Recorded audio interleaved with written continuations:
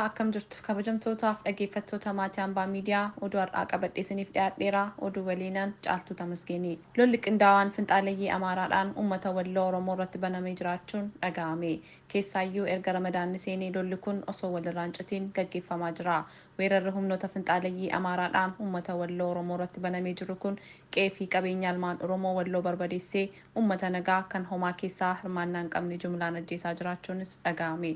Haaluma kanaan godina Walloo aanaa Jillee Dhumuugaatti haleellaa hidhattoota faannoo fi humnoonni poolisii waraanaatiin raawwatameen namoonni 27 ajjeefamuu jiraattonni himan. Haaluma kanaan naannoo Amaaraa godina addaa saba Oromoo aanaa Jillee Dhumuugaa keessatti haleellaa qindaa'aa hidhattoota faannoo fi poolisii naannoo Amaaraa bitootessa 9/2024 irraa eegalee banameen jiraattonni naannichaa 27 ajjeefamanii kanneen 40 ol ta'an ammoo madaa'uun jiraattota irraa qulqulleeffadheera jechuun Addis Istaandaard ibseera. Jiraataan aanichaa tokko haleellaa hanga har'aatti itti fufe kanaan namoonni ajjeefamaniin alatti namoota miidhaman keessaa kanneen gara 20 ta'an karaa naannoo Affaar qaxxaamuruun yeroo ammaa kana hospitaala magaalaa Adaamaatti yaalamaa jiraachuun himeera.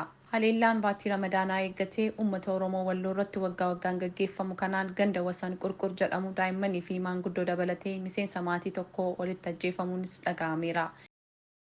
Gariin finxaaleeyyii faannoo ofiin jedhuun of waaman Finfinnee fi naannawaa isheetti jeequmsa uumuuf yaalii taasisan to'atamuu humni Walloo nageenya biyyaalessaa Itoophiyaa beeksisee mootummaan beeksise. Gariin gurmaa'ee magaalaa Finfinnee fi naannawaa isheetti hokoraa fi jeequmsa hidhannoon deeggarame uumuuf socho'aa turuun shakkame to'atamuu humni Walloo tikaa fi nageenya ibsa miidiyaalee biyya keessatti ergeen beeksise.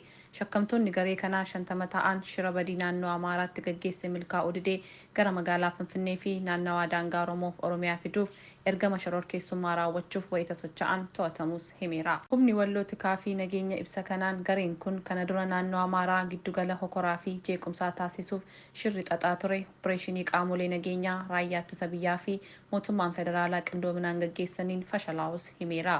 Shakkamtoonni kunneen gareen ta'uun Finfinnee fi naannoo Amaaraa minjaan shankoraa giddugaleessa godhachuun bifa gurmaa'een magaalaa Finfinnee fi naannawaa daangaa Oromiyaatti hokoraa fi jeequmsa hidhannoon deeggarame uumuuf qophii taasisaa wayita jiranitti to'atamuu humni Walloo tikaaf nageenya dabaluun ibseera.